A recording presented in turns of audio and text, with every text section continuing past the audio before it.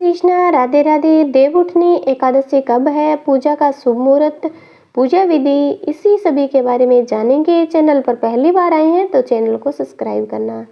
हिंदू धर्म में एकादशी का बहुत खास महत्व होता है। हर महीने 2 बार आने वाली यह तिथि भगवान विष्णु को समर्पित होती है।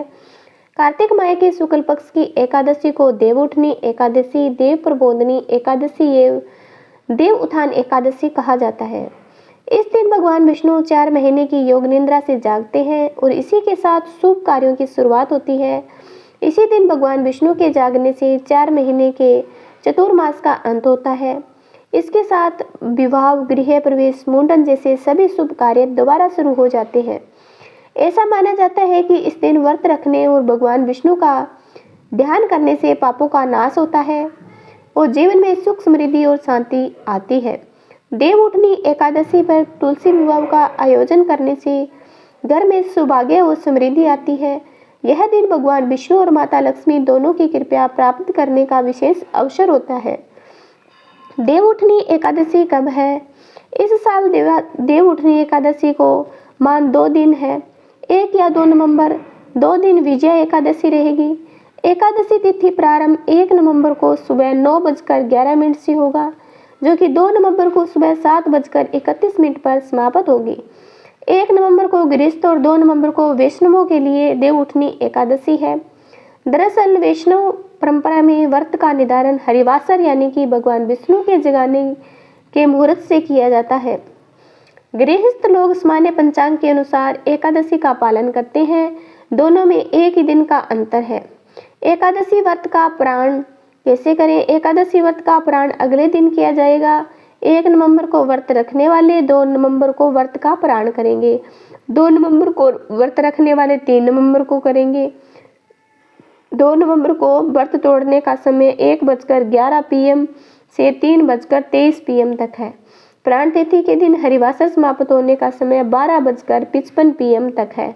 3 नवंबर को गौण एकादशी के लिए व्रत तोड़ने का समय 6:34 AM से 8:46 AM तक है। प्राण के दिन द्वादशी सूर्योदय से पहले समाप्त की जाएगी।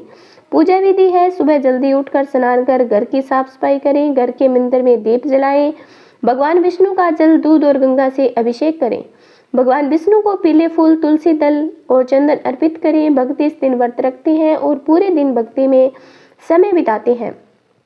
देवउठनी एकादशी पर तुलसी विवाह का भी विशेष महत्व माना जाता है। इस दिन भगवान विष्णु के शालिग्राम के रूप और माता तुलसी का विवाह किया जाता है। पूजा के अंत में भगवान विष्णु और माता लक्ष्मी की आरती करें, उन्हें सात्विक भोग लगाएं। भगवान विष्णु को बिना तुलसी के भोग अर्पित नहीं किया जाता। ये छोटी सी जानकारी आपको अच्छी लगी है? ऐसी जानकारी के लिए हमारे चैनल को सब्सक्राइब जरूर करते रहना। जय माता दी। तुलसी विवाह के बारे में जानेंगे। 2 या 3 नवंबर कब है तुलसी विवाह, शुभ मुहूर्त, पूजा विधि। तो कार्तिक मास के महीने में तुलसी विवाह की पूजा की जाती है। इस साल भी कार्तिक मास के शुक्ल पक्ष की एकादशी तिथि के दिन तुलसी विवाह पूजन किया जाता है। पंचांग के अनुसार 7:31 AM पर 2 नवंबर के दिन एकादशी तिथि की शुरुआत होगी, जिसका समापन 3 नवंबर के दिन 5:07 पर AM पर होगा।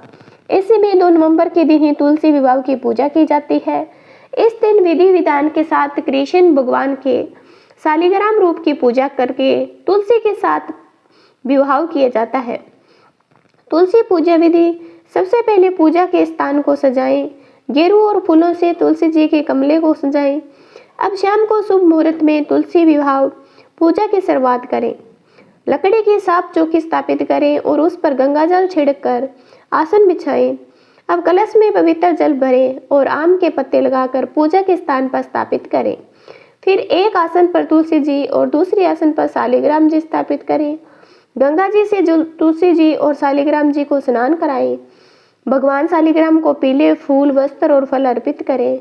फिर पीले चंदन से तिलक लगाएं। तुलसी जी को फल फूल, लाल चुनरी, बिंदी, सिंदूर समेत श्रृंगार का सामान अर्पित करें।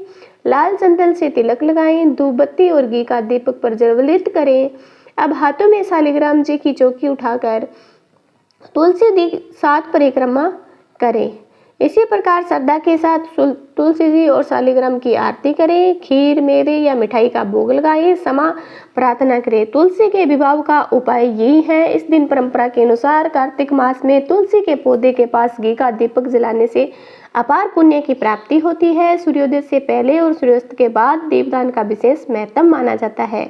ये तुलसी माता की विवाह के बारे में जानकारी, शुभ मुहूर्त और देव उठने की एकादशी की जानकारी आपको अच्छी लगी है तो चैनल को जरूर सब्सक्राइब करना और कमेंट करके बताना।